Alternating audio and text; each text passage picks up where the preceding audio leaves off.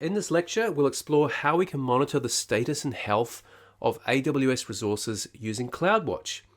When we use CloudWatch, we can monitor how the EC2 compute instances that are running our apps are behaving. We can also monitor and track other AWS resources that are active in our accounts.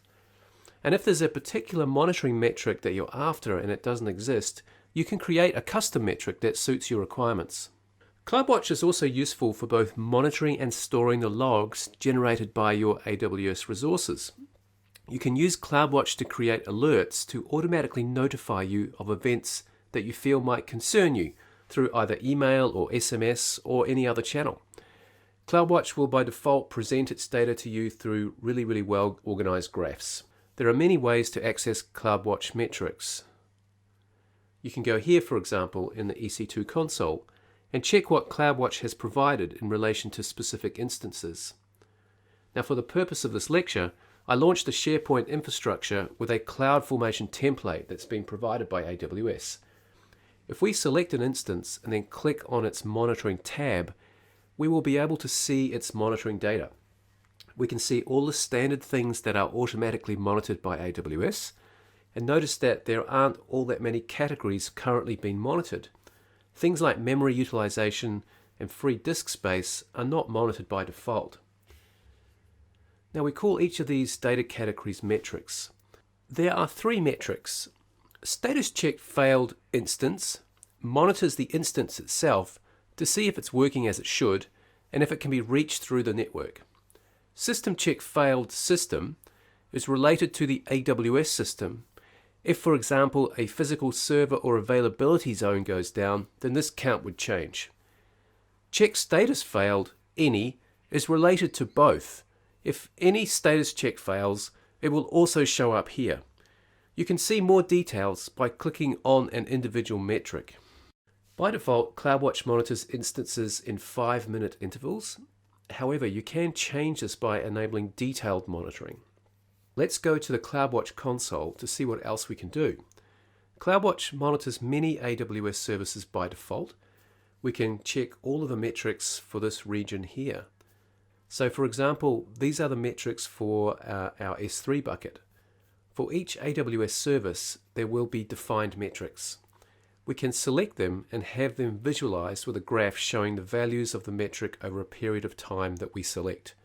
We can also see time values by passing the mouse on the graph line. Now, all metrics are organized under categories called dimensions. And dimensions usually have names that include the name of the service that is being monitored. CloudWatch can also be used to monitor anything specific that we want. We can send requests for custom metrics to it via the command line interface or through an SDK.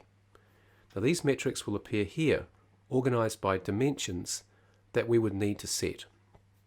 We will be able to interact with them in the same way that we do with the standard metrics and with the same capabilities to generate graph information. Now, CloudWatch also stores logs, and this can be very useful for collating logs from many instances into a single place or to archive logs after an instance is deleted. Now, CloudWatch can also be used for creating alarms. When you create an alarm, it monitors a given metric.